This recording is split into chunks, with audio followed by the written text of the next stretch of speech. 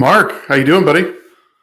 Hey Dan, and we're live. Hey, good morning. I'm doing very well, Dan. How are you doing? I'm doing awesome, man. I'm a little jealous of you though because it's the end of your Friday, the start of mine. So It could be the end of your Friday too, if you want it to be. yeah, I guess that's true. Just don't tell anybody. Okay? It's not like we're live or Absolutely anything right not. now. No, everybody. How's the week been? Yeah, the week's been good. The week's been good. So I feel like there's been this holiday hangover, and now this week people are starting to get back into it. So it's been fun. So yeah, no, I'm excited for the year ahead. Actually, one of the questions that we'll get to, in my opinions, is what one word best describes your outlook for 2021. So I won't spoil it, but that's something that we asked about. So everybody that's joining, thanks for joining today. We're excited to have you, and we have a fun show today. We'll do research, what the name of research segment coming up, and then we'll bring in Humberto López in our LATAM office, and he'll be coming up. And then we have some data points for you, of course, around what's going on in the world today, or more specifically in the U.S. with the impeachment, the inauguration next week, how people feel, and then some other things as well around 2021 and the coronavirus. So some interesting data points. So stick around. That'll be coming up a little bit later. Before we get into everything, I want to mention that on the 28th, we have a webinar that we're doing. Me and Stephen Krause, who has been on Live with Dan before, he will be coming on the webinar with us. He does this every year, this sort of prediction show of 2021, and talk about sort of a retrospect of 2020, and then also looking forward to 2021. So he's really good. He has a podcast, I think, Consumers During Corona. So that was interesting. And actually, Vivek and I were on that, and we were the highest rated show, or the most viewed show, I guess. So that was good. And so that'll be on the 28th. So feel free to register for that. I think Mark will drop the link in the comments here, so everybody can register there. Click it, register. It'll be a fun, hour or so, and that's coming up. So people just joining, we have a webinar coming up on the 28th. There's the link right there. So make sure you register for that. It should be fun with Stephen Krause and I. So Mark, let's get into it, and I will share something that I found here. We do this "What in the Name of Research" segment, and really the idea behind it is to showcase something fun, something like shocking that you kind of see in the wild, so to speak, out in market research. So this was one that I saw courtesy of MRX Shame, where we get a lot of our content for this segment. But when I saw this, I was like, oh man, what's going on here? So someone is trying to be super engaging with scale questions, but almost to a default, right? Like, you don't know what these things mean. And I actually like what they said here, where 1 and 3 will close the window, I guess. You're not really sure what will happen. And 5 will add to my favorites. And then, 2 and 4 are, binary, positive, negative. So in reality, no. So you don't really know what any of these things do. Is it a thumbs up, a thumbs down, a like? Is like the the thumbs up, is that better than the star? I mean, you would think it is because it's logically in that order, but the average respondent doesn't know that. So it's fun to get engaging questions and things, but make sure that it makes sense, right? Yeah, so, makes sense for sure. Yeah, if I was to do this and recommend the proper way to do this, use like smiley faces. People generally understand those, or some sort of agreed upon scale. But this is funny. Like, it's almost like a choose your own adventure, because you don't know what's going to happen when you click any of these buttons. So pretty interesting here. And Mark, what do you think about this? Any questions? Yeah, I don't have questions. I mean, I'm just wondering who came up with this idea of doing this. I mean, what were they on? I don't know what type of insights they were looking to get out of this. But I do actually, I mean, now that you bring it up, QuestionPro allows, I mean, and since you said the smiley rating, we allow users to even tweak the smiley rating now, right? Yeah, you can update those so you can get your own custom smiley ratings or imagery in there. But we always recommend to make sure it makes sense for the scale, right? Like for the user, yeah, right. Yeah. So anyway, don't do this. We think engagement is fun, but as DJ says here, he's kind of laughing at this. So it is funny. It's humorous. Don't do it. And if you have any questions about, good scale questions, definitely reach out to us. We'll advise you in a better way than this. So this is our what in the name of research. In fact, actually, shameless plug. Now that we're doing this anyway, so Karthik and Crystal are going to be doing a webinar on the 25th. Mm-hmm. I'm going to try and get that URL and put that up here. But they're going to be talking about best practices for surveys and stuff like this that you shouldn't be doing. This will definitely come up, and it's like Stump Karthik. So Karthik at QuestionPro knows the system in and out. He's been able to do things that amaze the hell out of me. So that'll be that'll be a good one to go to. But shamelessly, we also have this competition going internally of who can get more people registered and to attend these. So come to both, but maybe invite someone else to come with you to mine. Okay. Should I share the image that we have going internally on our Slack channel? Let's keep that. All right, cool. So that is the what in the name of research. But yeah, join the webinar. Mark will share that link as well. That'll be a good one if you have general questions, want to know how to do things better, improve your knowledge of QuestionPro. That's a good one. And then coming up on the 28th, there'll be a webinar with Stephen Krause and I about 2021 and the retrospect of 2020. So both those links are in the comments. The first one is the 2021 Outlook. The second one is sort of an office hours with Karthik and Crystal. So, and let's bring in the man of the hour now, Mark. How about that? Yeah, absolutely. Humberto, welcome, buddy. How are you? Hey guys, I'm super happy to be here. I think it's the first time that a Latin Mexican person it's around here, right, Dan? It is. So proud of it. Super proud. You should be proud. Yeah. Well, for people that don't know Humberto López, he is the research director of LATAM and really leads all things research in the Latin America team. So we're excited to have him on. He's the first Mexico guest that we've had. So that's good. You should be honored. We'll send you a plaque in the mail or something. Okay. Just send me whiskey. Don't worry. Okay. That's easier, actually. That's easier. Yeah, don't worry. Well, thanks a lot for the invitation. Thanks a lot for being here. It is like I'm as I told you, I'm super happy and excited to be here. And so let's talk about whatever you want. I'm an open book. Great. So I'd like to start it off, Humberto. Kind of give us some background of sort of your history. I always like to ask people, how did you get into market research? Like most of the times I find out, and I'll just kind of preface this, is that people kind of stumble into it a lot. Like they kind of took a job and then they just kind of, just went through the ranks. But I'd love to hear your story of how did you get into market research, and then also your background as well. Sure, of course. It's a really fun story. I'm trying to do it short because I talk too much. So basically, I have no idea what was marketing research like 11 years ago, and I started my career on HR, and the director of HR she told me that Humberto López was the worst hire that we could make it for HR. Because he is a natural salesman and he has to be on sales. So So they told me that, and of course I moved to sales. But I was working for a different industry. I was working for a pharmaceutical industry. I did like a couple of years over there working for Johnson & Johnson, Eli Lilly, different pharmaceuticals. Right. And I was between marketing and sales, but more than sales than marketing. And then I went out of the country. I went to Europe to I did my master over there. So when I came back from my MBA, I was like, okay, what I'm going to do with my life? I'm going to continue with pharmaceutical. Yes, I like it or not, or I will trying to find a job in this big, enormous company like Coca-Cola, McDonald's, etc.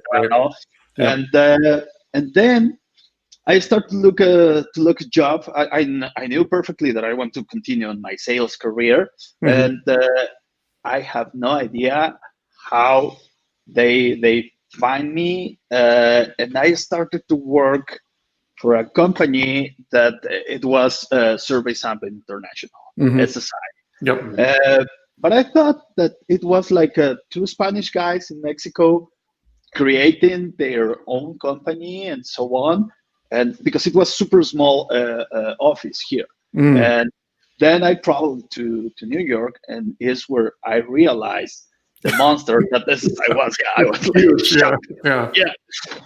So after that, I started to run the business for Nielsen. No, I was like a global key account over there. And then they realized that it was a lot of business in Latin America. So they put it me like 50% Nielsen accounts and 50% Latin America.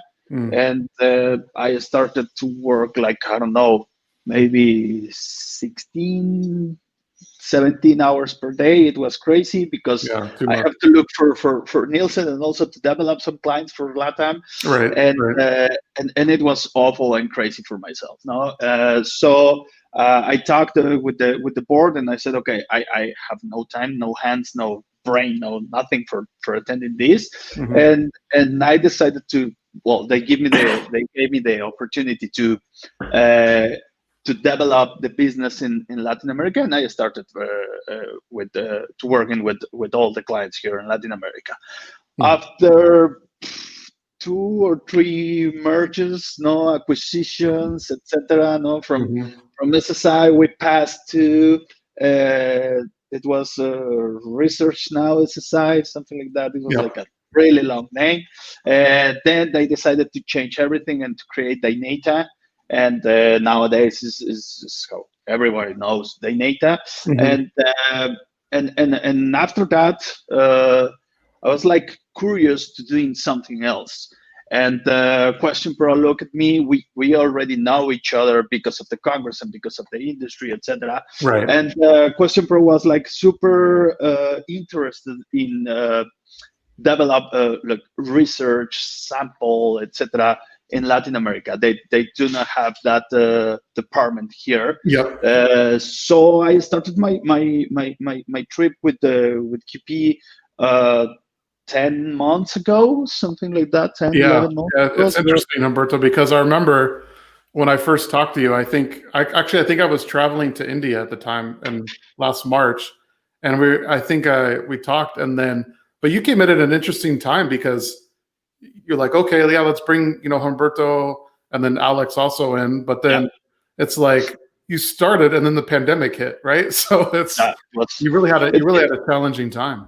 It was a terrific story because as you mentioned, I brought Alex Riz with me, who is my right hand, basically, and we started like super optimistic with everything, no? Because we started on February, so we traveled to Merida to have our introduction course, etc.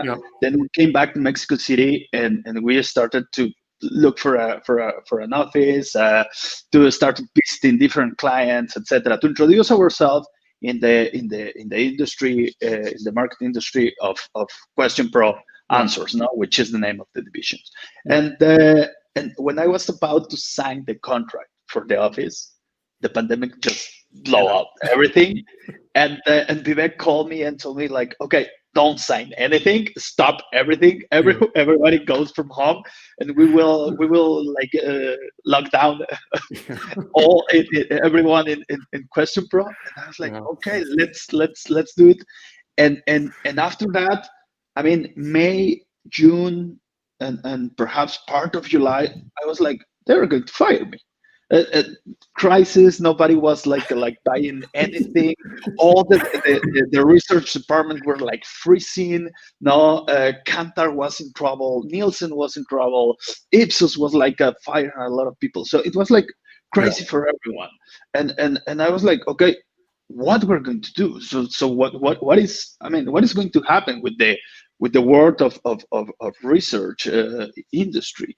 Fortunately, second half of the year, it started to grow little by little, and then we finished the year with tremendous numbers. Yeah. So Yeah.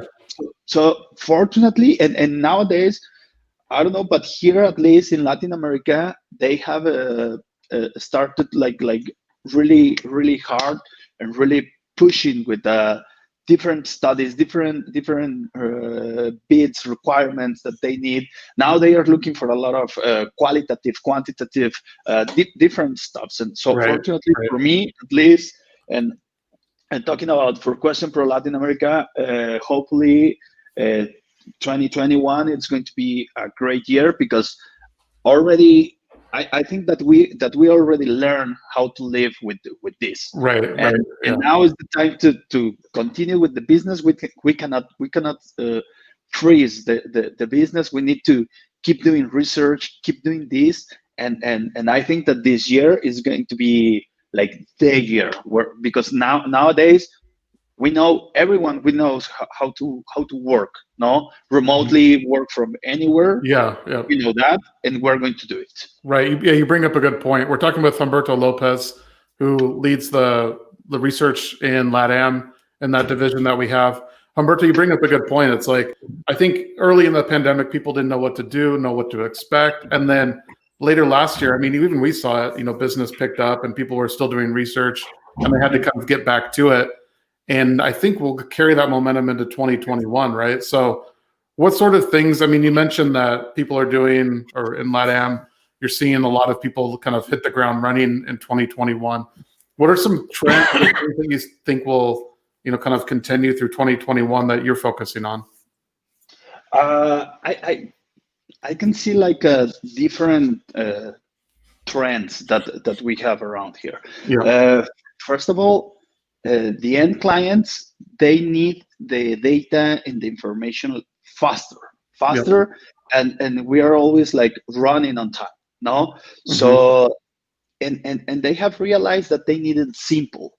Nowadays it's really difficult that you find an interview, a quantitative interview for 30 minutes or so. Everyone is like doing like 20 minutes or less, and they don't want to go up for 20 minutes. Right. And also they need to they want to work with flexible providers, with companies that adapt ourselves to them. That is like, okay, I need this and that, and no more than that. Okay, I got it. Take it. 100%.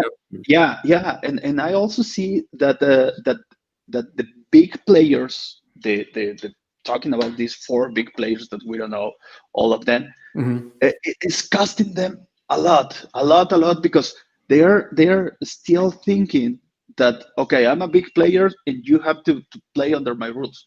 No, I'm really sorry, but no, that is not going to happen. Not anymore. No, the clients, they are looking for different. If that means that my research, it's gonna take 3 weeks, 4 weeks, I don't want to work with you, because I need the data in 4 days. So if you adapt to myself, okay, let's work together. If you don't, I'm going to find with whom I work with. So I think that the trend now is to be flexible. To be super flexible, it to be like agile. No, you have to run with the client all the time. And also another trend that I see is that the clients, they want to do it themselves. They want to look for solutions, platform, different kinds of providers, to have perhaps 3 or 4 people on the research department, and make it at home. That is another trend that I'm seeing. Right. And the last part of the trend is new techniques. For example, biometrics, eye tracking, face recognition, etc. All these kinds of new technologies. It's like a trend, because they want to see it. Nowadays it's like super simple, that you open your laptop, put on your camera, and we can record your expression and your eyes and everything. So this is the last trend that I'm seeing, and so basically also, uh, I thought that perhaps in the world has the idea that LATAM is different. No, I think that now we are running at the same time that the world, we are doing more or less the same that is doing Europe, perhaps a little behind from the US. Yes, there is a reality, Yeah. but not that behind as we used to. No, like I mean, Right. 4 years ago or 5 years ago, we were like super behind you, and it was the answers for everything. It was like, okay, this is doing in the US, yeah, but here in Latin America they don't want to do it. Yeah, I Now think yeah. the mindset of the clients, they just change like this, Mhm. and they are saying, okay, we need to do it. If they are doing in other parts of the world, let's do it. Why not? Yeah. No, I think you bring up a good point there. It's like you don't need that sort of middleman or middle, kind of agency anymore. You can go directly to essentially us, and we'll help you out from the DIY approach, like you mentioned. You can do it yourself, or more of like kind of a DIT, like do it together, sort of, where you're doing some things, we're doing some things, and there's that trade-off where, and honestly, you can save a lot of money by cutting out the middleman. I think we all know that. So, Humberto, hey, before we wrap this up, I know you have something coming up, data and drinks, you call it, right? Yes, So maybe datos y give a tragos. plug for that. You have to say it in Spanish. Datos y tragos. I'll work on that. Okay, don't worry. Yeah, we used to have this show with Alex Reese. So it was like this idea came out when we realized that all the Congress were like canceled. No, so what happened at the Congress? You attend like all the speeches and so on, Yep. and after that, what you have, a cocktail, where you arrive and you have drinks and you talk with different people, saying like, "Hi, I'm Humberto López from QuestionPro, etc." And they started to create network. Mhm. That was like what we missed, no? Because Yep. we're Mexican, so we drink a lot of tequila, so it's normal. We did it, and so the idea was to have this fun part of the Congress, and to also talk about something interesting, no? So we did like our first season. We have different guests about talking about qualitatives, max div, quantitatives, and communities. Yep. So we kind of touch different topics that are like super interesting for everyone that is doing research. Mhm. And the idea is to have your drink, no? Before we start with the show, we invite everyone to have a beer, to have a glass of wine, to have whiskey, whatever they drink, no, tequila, Yep. why not? Yep. And to enjoy the show. And the idea was to talk about what these people was doing during the pandemic, and how they solve these issues that suddenly came up, no, and how Yep. they think outside the box, and giving solutions to the client, like, in a different way. Right. That was the main topic, and it was like super fun, because at the end we finished with the bottle of tequila or mezcal. So Yeah, you're doing good. we finished with that. So nowadays we are talking to have our second seasons. I think Alex is handled that with our marketing department, Mhm. and hopefully soon you will have news from us from Datos and Tragos. It's not that easy to pronounce No, that. I'll work on that. I'm going to join you one of these times, even if I don't understand. Even if I don't understand Spanish, I'll have a drink with you. Okay. Awesome. You're more All than right. welcome, my friend. All right. Perfect. Thank you. Hey, Humberto, thanks for joining. Thanks for sharing your knowledge, and looking forward to a good 2021. Excellent. Thanks for the invitations. You bet. Thanks for Anytime. being here. And just want to finish my pitch, saying that everything that the people who is attending this, we are worldwide, and just saying that for the people of Latin America that is attending also this, just keep in mind that Latin America is not different. The behavior that we have and the techniques and everything, we're on the same page. Mhm. So if you need something about research, just contact me directly, or through you, my friend Dan, and we're here more than happy to help everyone to do their research studies. Okay. Yep, absolutely, absolutely. Well said. All right, Humberto, take care, my friend. Thank you very much. Later. Have fun. Thanks, man. All right, see See you you. soon. Humberto, I like that guy. He's fun. He's amazing. Yeah, he is. When we were starting off, and the countdown music, I could see him in the background Oh, yeah, he doing was like a like little dancing. dance. That was so cool. Yeah, I like that. He's awesome.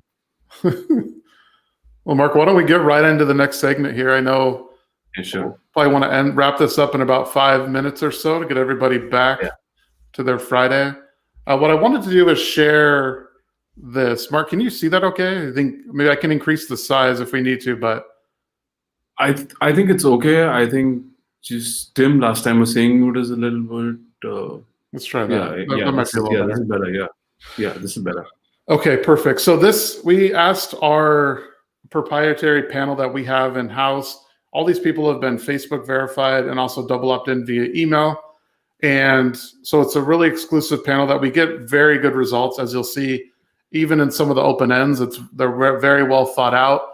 And I think we'll dive right into it, but we might even have some of those people from the panel joining today via the live stream. We sent the invitation out. So if you're out there and you contributed to this data, this is directly as a result of what you answered this morning. So thank you if you're listening. Nice. And then, so let's dive right into it. Obviously, there's some big topics going on in the U.S. today with everything that happened at the Capitol a couple weeks ago, and then the impeachment of Trump, and then also, the inauguration next year. So we wanted to find out what people said, what people thought. So we have a pretty good mix here of both Republicans and Democrats. And Tim says very clear. All right, cool. Thanks, Tim. Thanks for the thumbs up from Tim. the thumbs up. So as you'll see here, a good mix of Republicans and Democrats. So the first one, should President Trump be removed from office prior to Biden's inauguration? And, 50-50 split here. Obviously, there's yes and basically the same percentage said yes, same percentage said no. So pretty interesting there. I think it's, definitely divided nation, so to speak, at that front. We ask in a couple sentences, how do you think President Trump did his 4 years as a president? There's some interesting comments here, and we'll be aggregating this data and probably sharing it later on. But you can see there's some quick things like, for the most part, I thought it was great. It damaged, divided country. And then you can see there's, like this last option here, or this last response here. It's very well thought out, which you don't normally see from a lot of panels. So this is definitely something that's pretty interesting. I won't read it all, but you can see, they talk about the most controversial presidency and president in history, unprecedented in other words. It's honestly very hard to tell whether he's successful or not, but really well thought out answer. So these were, kind of interesting just to see how he did. Again, I think it's divided as well. And then, what should the penalty be for those who entered the Capitol building? So a lot of people are saying jail time, life imprisonment,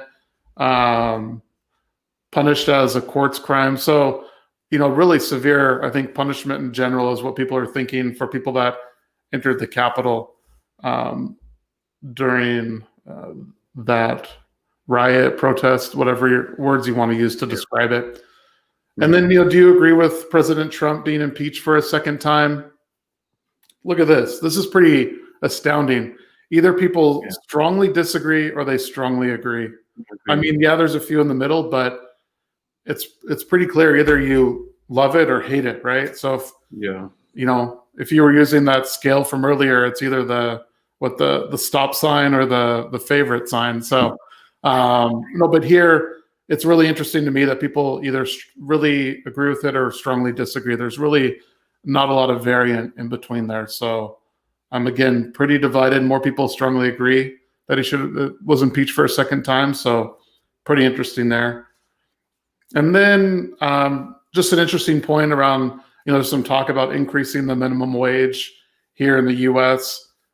The majority here said, it should be increased. So it's kind of a big topic right now, along with stimulus checks and stimulus packages and things like that. So Interesting point there.